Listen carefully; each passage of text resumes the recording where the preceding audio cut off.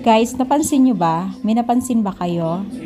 Yes, mga mima, pansin nyo ba yan? So, bago natin pagpatuloy ang ating pag-support today's video, kung bago ka pa lang sa aking channel, please subscribe po, like, and pakit na rin po natin guys ang notification bell upang ma-update po tayo tuwing ako pinag-upload patungkol sa Team Kalingap. Yes, mga mima, and support din po natin ang buong Team Kalingap, especially po kila Kalingap Rob at Kuya Val. Guys, pansin nyo ba yung nasa likod ng camera or cellphone ni Carla? Wow!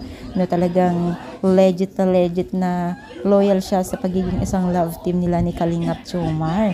At yun nga, sa picture pa din pa sa likod ni o sa harap ni Carla, no, kasi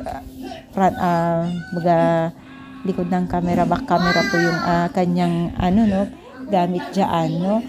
Kompleto rin po itong si Carla ng mga lotion, pabango, talagang grabe, iba talaga ngayon si Carla, napakalaki na po ang pagbabago ng kanilang pamumuhay, at syempre maraming kinilig din po dahil nga po sa patuloy po nagbibigay po ng kasiyahan at kilig moment po ng dalawang ito. Yes, deserve naman po talaga ni Carla na mabigyan po ng magandang pabahay dahil sa sobrang galing po niyang umakting, sobrang galing po niyang magbigay ng kakatawa, mga inspirasyon sa buhay at pang-araw-araw, no.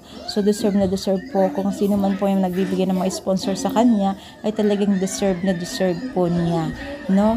Kaya naman po sana ay tuloy-tuloy po ang ating pagbibigay ng inspirasyon o papanood po sa Team Kalingap dahil tayo rin po ay kasama po sa kanilang pagharap o pagtulong po, no. Kaya yun, sana nga ipagpatuloy pa rin po nila yung mga comment or kilig moment. So, ano yung masasabi? Comment lang dito sa baba at palike po ang ating video. Sige, thank you so much. More power and God bless po guys.